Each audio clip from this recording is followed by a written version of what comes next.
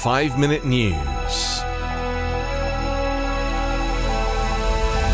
Texas governor allows police to arrest migrants who enter illegally.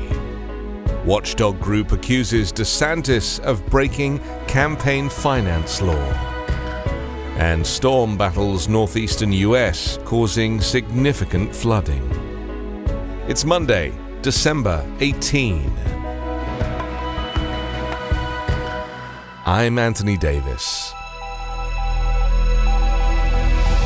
Republican Texas Governor Greg Abbott approved sweeping new powers today that allow police to arrest migrants who legally cross the U.S. border and give local judges authority to order them to leave the country, testing the limits of how far a state can go to enforce immigration laws. Opponents have called the measure the most dramatic attempt by a state to police immigration since a 2010 Arizona law denounced by critics as the Show Me Your Papers bill that was largely struck down by the U.S. Supreme Court. Immigration enforcement is a federal responsibility, and Texas's law is also likely to face swift legal challenges. It allows any Texas law enforcement officer to arrest people who are suspected of entering the country illegally. Once in custody, they could either then agree to a Texas judge's order to leave the U.S. or be prosecuted on misdemeanor charges of illegal entry. Migrants who don't leave could face arrest again under more serious felony charges.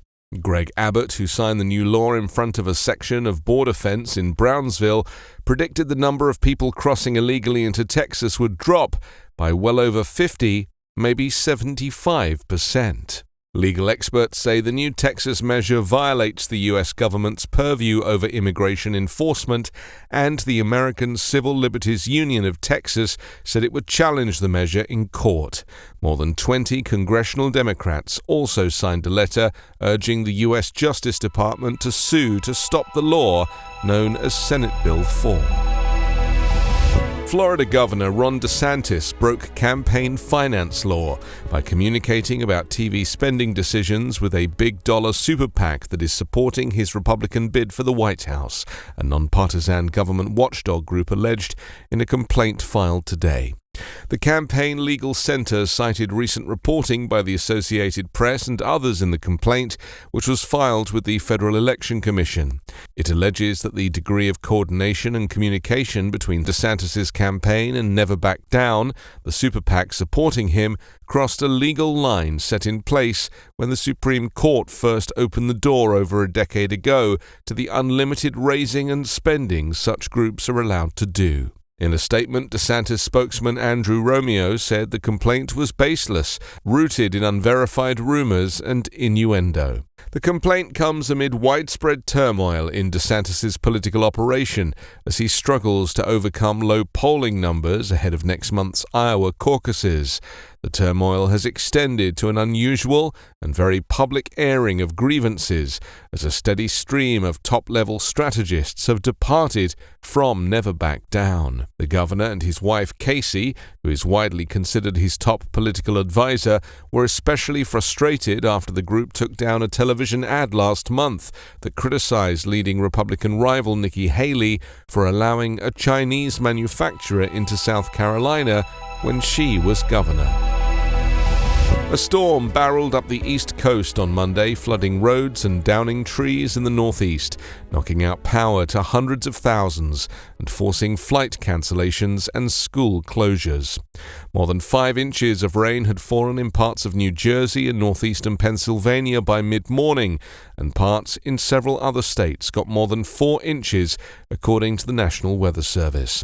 Wind gusts reached nearly 70 miles an hour along the southern New England shoreline. Power was knocked out for more than 700,000 customers in an area stretching from Virginia north through New England, including over 278,000 in Massachusetts and 263,000 in Maine.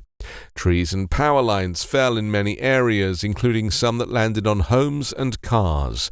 In northeastern and central Pennsylvania, heavy rain that fell overnight flooded ponds, streams, and creeks in several counties, forcing authorities to close several major roadways.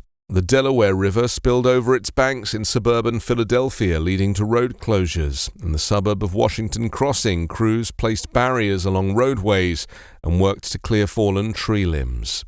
Many flights were cancelled or delayed across the region. Boston's Logan International Airport grounded all flights this morning because of the poor conditions, leading to more than 100 cancelled flights and about 375 delays.